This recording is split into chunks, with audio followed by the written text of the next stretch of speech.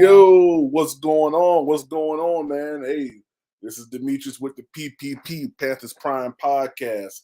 Hey, man, it's game day, y'all. Hey, we have a lot to get excited about, a lot to talk about. Just finished watching Camp Confidentials episode 2.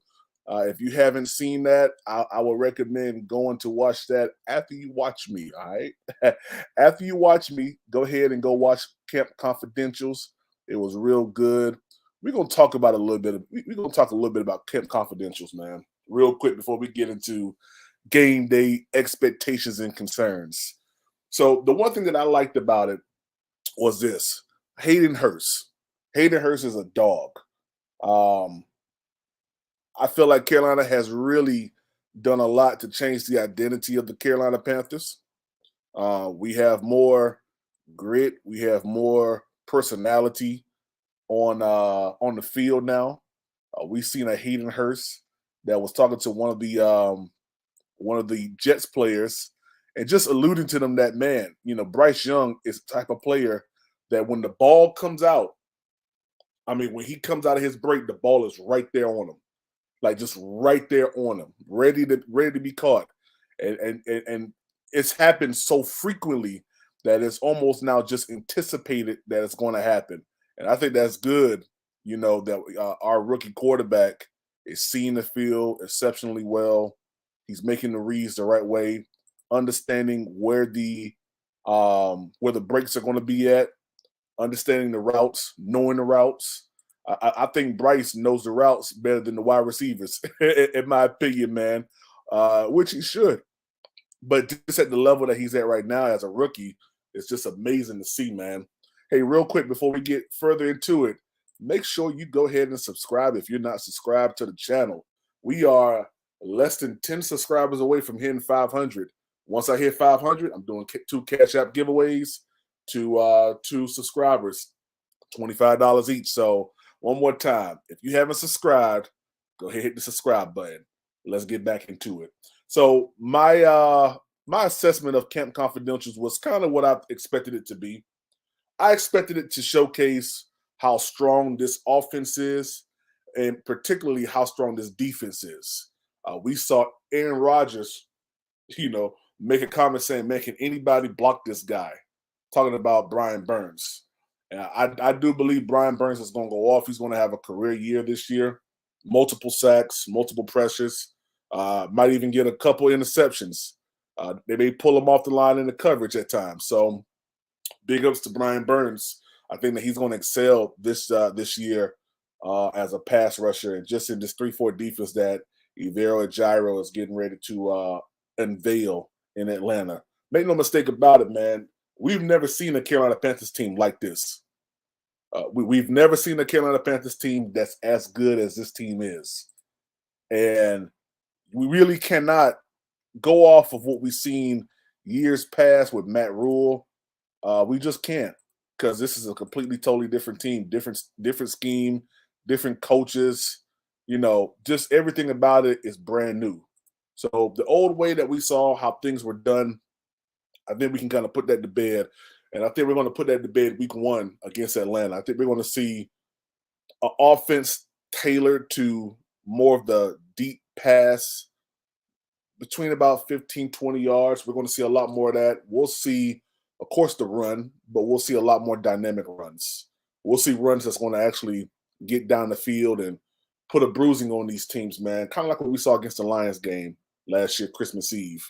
So the old way of how you guys have pictured Carolina Panthers football is going to be totally different.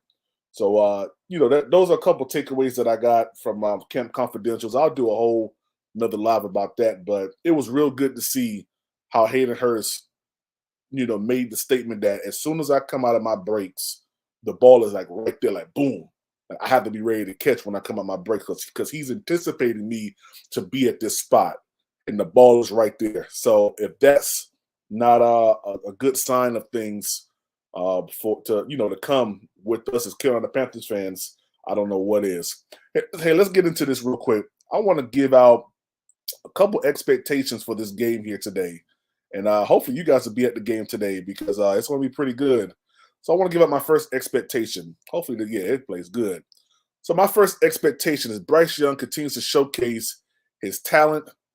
Basically, he's going to continue to, show us, just how good he is on the field, just how much he can control the pocket, his ability to read the defense, his ability to, showcase just how athletic he is. I think that those things continue to progress going forward. And, it's kind of astonishing, man, that many people believe that those hits that he took, is going to rock him out of the league and stuff like that. And I think Bryce is well equipped, for this game. I don't think those hits are going to do anything to him, rock his mentality. He even said in Camp Confidentials, it's on to the next play after that. It's kind of good that I got that first hit out. I think people think that Bryce Young is a baby or something, man. But that's the furthest from the truth. That's the furthest from the truth. So make sure, okay, I'm still alive. My phone started ringing. That's the furthest from the truth, man. So I believe that when we see Bryce this last preseason game, we're going to see someone that's poised, someone that's ready to go out there and you know put on a show. He may only get 2 to 3 series again, but I do believe that we see the offense in full totality in this game. The first team offense. I believe you see all the guys out there, maybe minus Brian Burns and a couple other people or whatever, but I think first team offense on the offensive side is going to really do its thing. All right, so number two, and I don't know why it's flashing like that, but we'll figure out for the next one. So number two, we got the offensive line improves. All right, offensive line is going to improve. And what I mean by that is this: I believe that we see a wall being built as we go on. First game 27-0, a couple different hits on Bryce Young. We saw game two against the Giants, no hits on Bryce Young. You know what I mean? We saw that. We saw a little bit more elusiveness. We saw a little bit more motion that carried the eyes of the defenders elsewhere instead of the straight up vanilla play calling that we saw week one, preseason one against the Jets. I believe that we start to see an increase of this wall being built to protect Bryce Young. We see the offensive line really stand tall and protect him.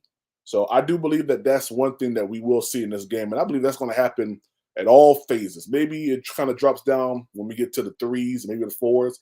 I know the ones and twos, we're going to see a big difference from the past two games to this game. So I do believe that we see the offensive line improve going forward. Expectation number three, the defensive line improves. I'm going to loop that one more time. Next time I got to not make this a loop. The defensive line improves going forward. I do believe that from our ones to our twos and to our threes, we know that Brian Burns probably is not going to play. We know that Justin Houston's not going to play. Derrick Brown's probably not going to play. I believe Frankie Louvu and Amari Barno and a couple of those other guys, they're going to be out there playing. So I believe that we'll see a lot more. I believe that we'll see a lot more pressure on the opposing quarterback. I believe that we'll see a lot more pressure going through their offensive line. This game right here, we'll see a lot more sacks that's going to happen from our twos, our ones, our twos, and our threes. That's kind of what I'm thinking as we get closer to week one. Week one is 2 weeks away. So I believe that we see this last push, especially with guys getting ready to, get cut. There's going to be a lot of cuts going on, in the NFL. Over 1,200 players are going to be cut. So this is my job security. This game is my job security. I have to put the heat on. I have to make sure I go out here and execute every single play. So I do believe we'll see that enhancement on the defensive side as well. And my last one, well, sort of my last one, is I believe that we see Jake Luton or Luton. I finally realized I was saying this name wrong. So Jake Luton, we'll see him showcase his talent. I'm hoping that the Carolina Panthers allow him to play right after Bryce gets done so that we can see him not in a situation where he's trying to win a game like he was last week against the Giants. I believe that Jake has the intangibles to go down the field and make a play when we really need it, just based off of the stuff that I've seen. Kind of Frank Wright alluded to this the other day when a reporter asked him about C.J. Henderson, and Frank Wright said that he has good tape. And I believe that with that being said, Jake Luton has great tape as well from those 3 games that he played with Jacksonville, and just from what he did last week in the Giants game, going 5 plays, 51 yards with a touchdown. I mean, that's efficient. Be as it may, it was against third string, second string, third string, whatever. We saw Matt Corral that didn't produce a touchdown as well, didn't produce a throwing touchdown. Got us down the field, but didn't throw it in. So I do believe that we say Jake Luton come in and really showcase his talent. And I'm hoping that they don't give him just the scraps of the last part of the game. So that's what I'm hoping for. Now, I didn't add this part in to my slides, and I don't have the defensive slides as well because I see that it's going kind of wonky right now. But I will say this: with the injury to DJ Chark, I do believe that we see the rookie wide receivers like Javon Wims and the other guy that got the touchdown from Jake Luton. I believe that we see them a little bit more this game, only because we have to probably activate and upgrade someone that was probably going to be going to the practice squad or maybe cut. They may now be inserted into this offense week one. So I do believe that we'll see a little bit more of the rookie wide receivers getting some action until DJ Chark. I mean, we got a couple people, man. We got DJ Chark, LaVisca Chenault, TMJ. That's out, and that's I want to say that's at least 25% of our offense right there, man. That's going to be down. So there isn't going to be any bubble screens unless LaVisca Chenault comes out of concussion protocol, within the next 2 weeks or so. But we ain't gonna see no bubble screens to him. We ain't gonna have TMJ on the field, and we're not gonna have DJ Chark for, however long. But what I'm being told is not that bad of a injury, hamstring injury, but still, I mean, it's gonna take a little bit of time for him to come back to, I guess, camp form, preseason form that we saw him at. So, I hope that recovery happens quick. But I do believe that we'll see a little bit more of these rookie wide receivers that were probably going to be cut, probably going to go to the practice squad. If Frank Wright is alluding to not going out and getting a wide receiver from from waivers or from releases that's going to happen next week, then look forward to one of these players being elevated to game day, to the game day roster. All right. So that's where I'm at right there with the expectations for this game. And one more time, let's do it. If you haven't subscribed, go ahead and hit the subscribe button. Let's go ahead and do it. All right. So concerns. Here are my concerns for this game. My major concern for this game is we have Miles Sanders come out here and perform and play today and re-aggravate that injury that he had, that growing injury. Those things typically take a little bit of time to really heal up. And, I know the past 2 weeks I was concerned about him not playing and just coming into week one. But from what Deuce is saying, he looks good at practice, which is fine. Practice and game day is two totally different things, two totally different speeds. And even though preseason does not count, and we know that Miles Sanders is going to make the roster, I don't really feel a reason for him to even play today. I'm going to be honest with you. So I hope that if he does come in and play, it's for 2 snaps at most, man. I'm going to be honest with you, because I don't want to go into week one and not have him ready and available, fully healed, at least to, a higher amount than probably what he is right now. You know what I mean? So I think that we'll see a little bit more of Brown. We'll see a little bit more of Raheem Blackshear.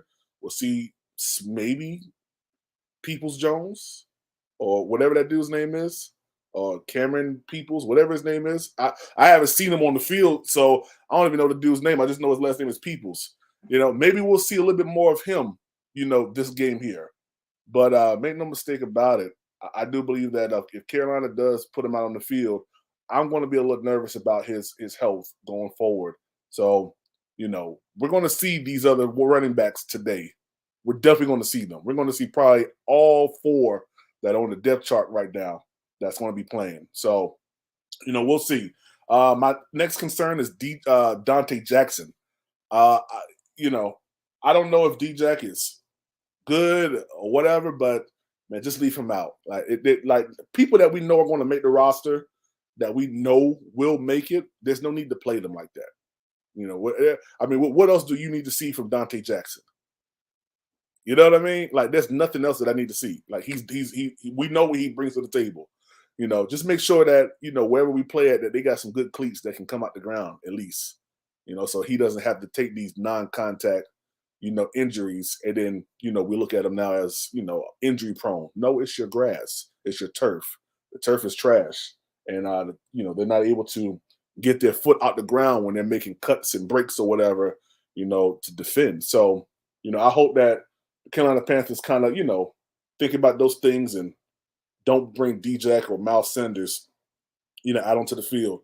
All right, so I got two more concerns. And this concern is kind of maybe, it's a little bit selfish, but I really hope that Matt Corral don't come out here and throw bombs on Baghdad. I still have that concern because I think it'll be fool's gold. I think it'll be the luck of the draw that he comes out and does a good job, and then we don't see this ever happen again if we need him. It's 2 games we've seen nothing up until the last maybe third quarter going into the fourth quarter of the last game. So he's played a total of 4 quarters, and we only seen something happen in the last quarter of the 4 that he played. Now, I'm not really feeling that. I don't really trust it. For someone like Jake to come in and his first drive, he puts up a tutty, 5-play, 51-yard tutty. I think that speaks a little bit more to how good he is and to the development that Matt Corral has not made since he's been in the league with the Carolina Panthers. I understand that he was injured. I get that. Trust me, I do. But I don't believe that he should be quarterback number 3. Be honest with you, I think he hits the waiver. I think he hits the release line next week when they do the cuts. And if he's putting up good tape, kind of like what C.J. Henderson has done, I do believe that both them, him and C.J. Henderson will be finding themselves off the Carolina Panthers with maybe more talent at that position coming available. So we'll see.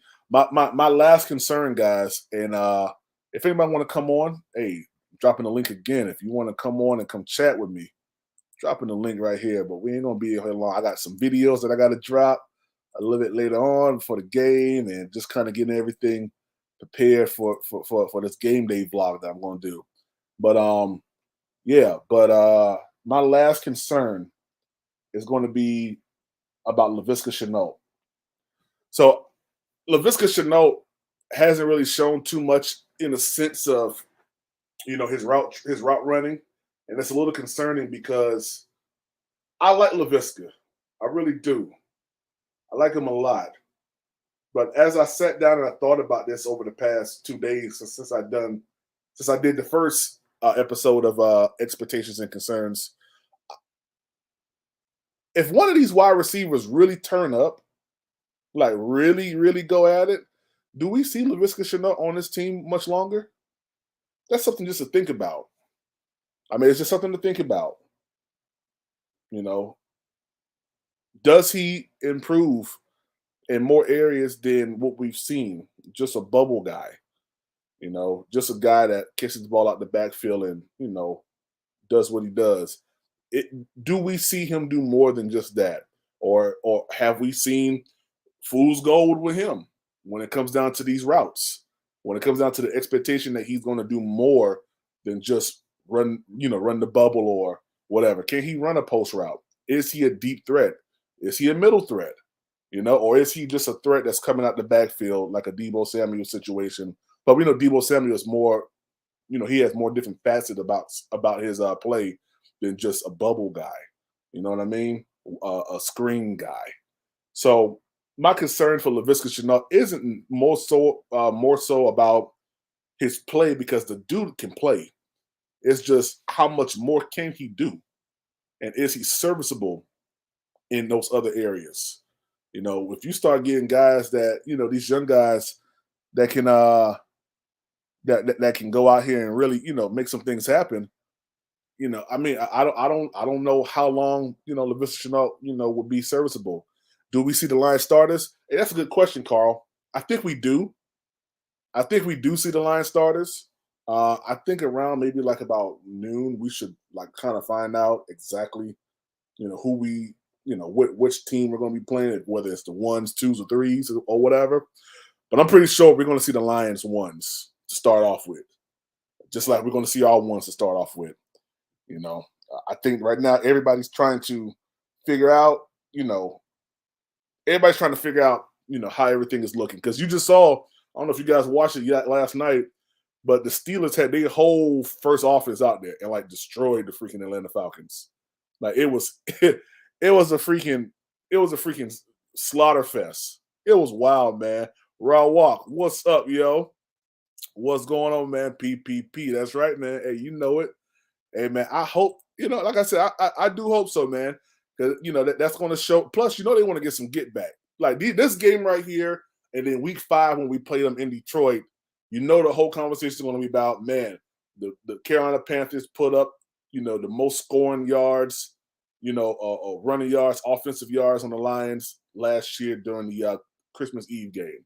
Like Deuce already alluded to it during his press conference this week, that he was on the other end of that beating. So that's something that kind of the Carolina Panthers have created, I guess, a little rivalry in a sense with the Lions, which is wild to me, But hey, we take it how we take it. We got a rivalry with the Seattle Seahawks as well. That's going to be on display week 3. So I'm excited, man. I'm not even gonna lie to you, man. Hopefully, I get off work at enough time so that I can make it down to the game. I don't want to see Bryce come off the field until we see some production with him. Yeah, hey, man, listen. I feel the same way to a certain extent.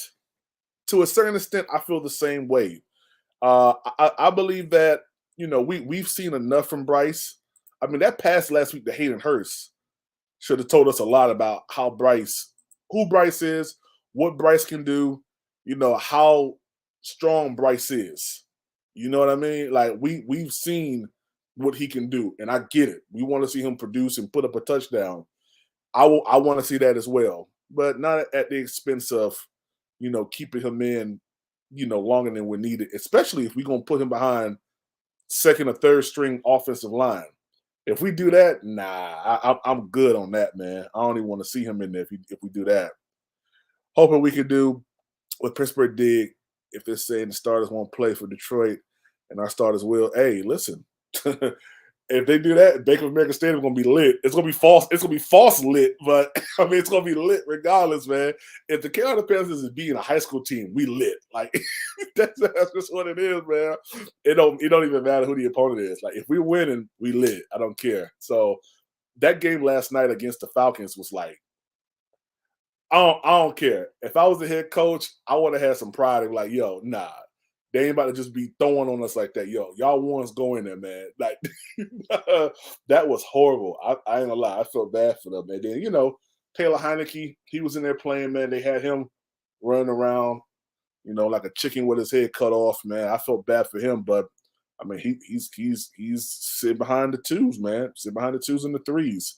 And that's something that we can't have Bryce Young doing, especially not at the expense, for us, for Bryce probably getting hurt. A lot of us hope to get us started. Exactly. That's all it would be, Rod.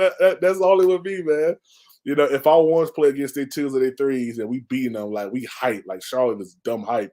But I mean, it ain't really for nothing. You know what I mean? So, we'll see. I'm expecting their ones to play.